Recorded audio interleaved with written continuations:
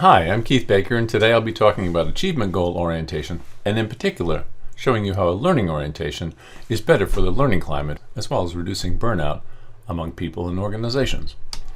The first study I want to show you relates to how medical students perceive their educational climate, and how that actually influences their satisfaction with their medical school.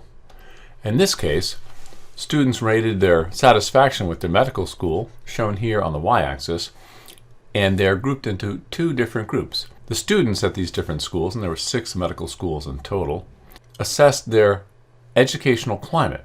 And if the educational climate was more learning-oriented, they were put in this column here. When students perceived their medical school as more performance-oriented in terms of their educational climate, they were put in this bin here. You can see that when students felt that their learning climate or educational climate for their medical school was more learning-oriented, they were more satisfied with their own medical school. Interestingly, they also extended their satisfaction with choosing medicine as a career and relating that also to the educational climate of their medical school. Like in the last study, we have here satisfaction with having chosen medicine as a career on the y-axis, and the students are binned into two groups. Students who perceive their medical school climate as more learning-oriented as compared to medical students who perceive their educational climate as more performance-oriented. Again, when medical students perceive their educational climate of their schools as more learning-oriented, they are more satisfied with having chosen medicine as a career.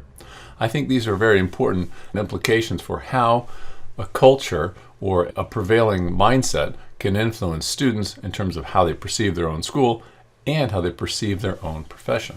Currently, physicians in training and physicians in practice are experiencing very high levels of burnout across the board. In a series of studies shown here, individuals who have higher degrees of learning orientation, as measured by validated instruments, have lower levels of burnout. In other words, the more learning-oriented the individual is, the less likely they are to be burned out in any given circumstance.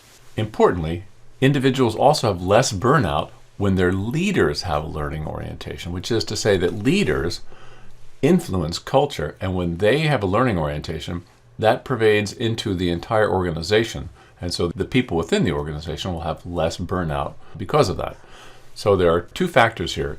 At the individual level, those who are learning oriented have less burnout, and then at the leadership level, there is an interaction so that individuals are less burned out when their leaders are learning oriented. So you can see these fairly pervasive effects of learning orientation on culture. Thanks for coming along for the short walk on the expert pathway.